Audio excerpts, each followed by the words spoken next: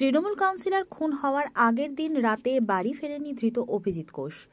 2 তারিখ যেদিন বাবলা সরকার সকাল 10:30 নাগাদ খুন হন, তারপর দুপুর আনুমানিক 12টা থেকে 1টা নাগাদ অভিজিৎ বাড়ি ফিরে খাওয়া দাওয়া করে তবে তার স্বভাব আচরণে কোনো পরিবর্তন দেখা যায়নি বলে বাড়ির সদস্যদের দাবি।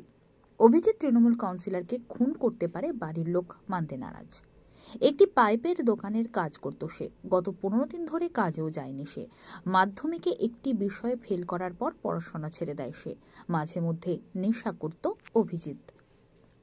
আমি একে ডাক্তারের কাছ থেকে নিয়ে আসলাম। এর আগে কি কিছুদিন আগে ওখানে গুলি ঘটনা ঘটেছিল একটা?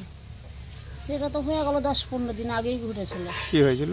একটা ছেলেকে গুলি মারছিল, কিন্তু এরা ছিল না। আচ্ছা, অন্য ছেলে ছিল, দেখেছিলাম। আচ্ছা, কিন্তু এখানকার ছেলে ছিল না। এখানে কি কোনো বাইরের কোনো লোকজন আসতো? না না না, এখানে আসতো না। আচ্ছা, দেখতাম না, কই দেখতাম ওরা ওই বর কাকাকে তো দেখতেই পারতাম না, ওর ছোট ভাইটাকে দেখতাম, গায়েটাই ধুইতো। বড় কোনটা? বড় কৃষ্ণ। আচ্ছা, কিরকম বয়স এদের? বলতে পারছি না, আমরা আসিনি তার আগে থেকেই ধরেন কি ওরাকে দেখছি। আমাদের আশা এখানে প্রায় 20-25 বছর। লাস্ট কবে দেখেছেন ওদের? আমি ছিলাম না, মেয়েকে নিয়ে আমি ডাক্তার কাছে গেছিলাম কিশোরপুর। ওখান থেকে আসার পরেই এই ঘটনাটা দেখতে পাচ্ছি। ছিলাম না, আমি 10-15 দিন হসপিটালে ভর্তি ছিলাম মেয়েকে নিয়ে। এখন তো শুনলেন যে দুলাল সরকার মার্ডার কেসে ধরেছে পুলিশ ছোট ভাইকে অমিতকে, আর কৃষ্ণকে খুঁজছে। কি জানি, সেটা জানতে পারবো না আমরা। বাড়িতে সারাদিন পরের বাড়িতে কাজ করি, এই যে এখন আসলাম, ফের 3টা বাজবে, ফের আবার চলে যাব, এটাই। তো এরা খুন করেছে বা এরা খুনের ঘটনায় যুক্ত, অবাক হচ্ছেন না?